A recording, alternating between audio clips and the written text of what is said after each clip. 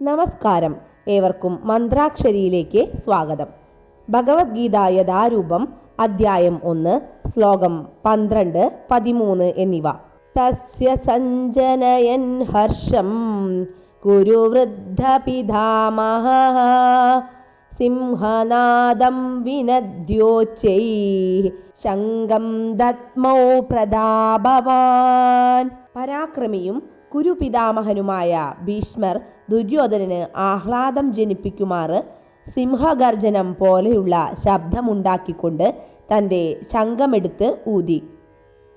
കുരുപിതാമഹന് പൗത്രന്റെ അന്തർഗതം അറിയാമായിരുന്നു. അദ്ദേഹം സ്വാഭാവികമായ അനുകമ്പയോടെ ദുര്യോധനനെ സന്തോഷിപ്പിക്കുവാൻ വേണ്ടി സിംഹോപമ പ്രതാപത്തിന് ഒത്തവിധം ആർത്ത് അത്യുച്ചത്തിൽ ശംഖനാദം മുഴക്കി.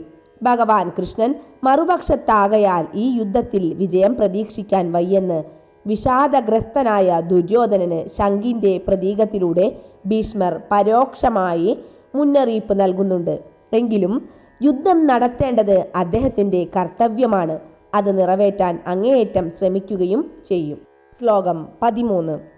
തതശങ്കാശ്ച ഭേര്യശ്ച പണവാനഗോമുഖാഃ സഹസൈവാഭ്യഹന്യന്ത സശബ്ദസ്തു മുലോഭവത്. അതിനെ തുടർന്ന് ശംഖ്, ചെണ്ട, മദ്ദളം, കാഹളം എന്നിവയുടെ ശബ്ദവും എമ്പാടുമുയർന്നു.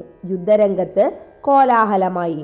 എല്ലാ ശബ്ദങ്ങളും ഒരേ സമയത്തു തന്നെ എല്ലാ ദിക്കിലും നിറഞ്ഞതായി ഭവിച്ചു.